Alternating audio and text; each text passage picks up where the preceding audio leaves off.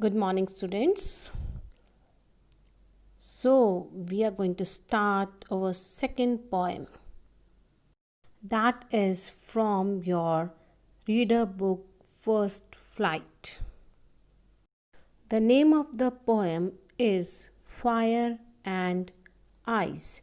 You can see these are the two opposite things. Now, what the poet wants to tell us in this poem? I'll just tell you. The name of the poet is Robert Frost. Robert Frost was a famous American poet. He was born in San Francisco on March 26, 1874. His treatment of nature is quite realistic and harsh, unlike that of Wordsworth. His focus remains on man, who is at the center of his poetic world. He had written many famous poems like The Road Not Taken, Stooping by Woods on a Snowy Evening, etc.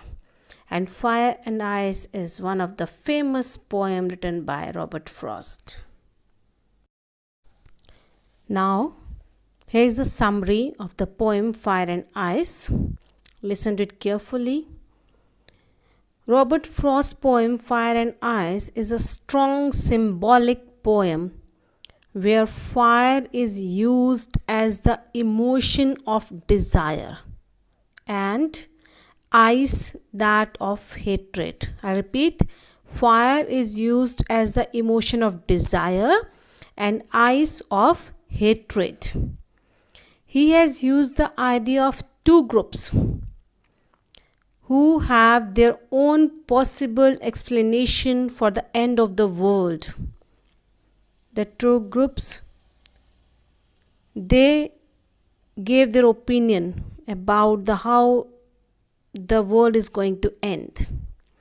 One is of the opinion that fire alone can destroy each and every possibility of life on earth, while the other thinks that if ice as a result of extreme low temperatures could cover the earth's surface, it will lead to the end of the world.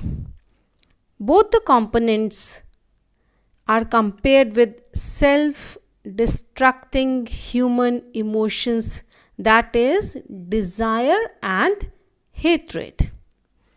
We know that very well. We human beings, they are having a lot of desire and we used to hate each other.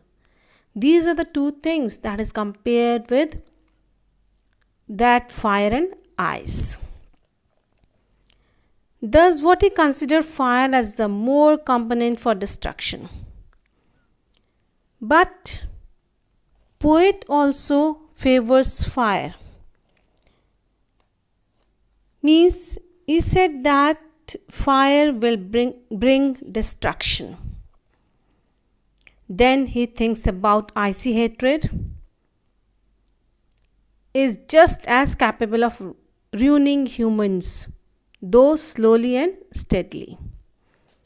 Therefore, if earth was to end twice, ice would be just as good as fire. If fire would lead to rapid destruction, ice would lead to silent damage. Look at it carefully. Fire would lead to rapid destruction and ice would lead to silent damage. Similarly, if fire is pure passion, ice is pure reason. Thus, the poem very artistically supportive, and that will let our emotions rule us. And if we don't control them, they will surely bring us all on a verge of chaos. Verge means edge, chaos means confusion. So this is the summary of the poem. Students, the theme of the poem is the age-old question. The question is whether the world will end in fire or in ice. And the poet decides that any of the two options would achieve its purpose well. The poet shares the common belief that everything that exists will have its end too. Here, people are divided on this issue. Some think that the natural element of fire will cause destruction of this world. Others believe that ice will be the cause of the end. And the poet, he just put in terms of human emotions. The element of fire stands for passions, desires, and love. Again, I will repeat. The element of fire stands for passions, desires, and love. And what they believe that the desires can cause the end of the world. And the poet has experienced both these emotions. It doesn't matter how the world will end.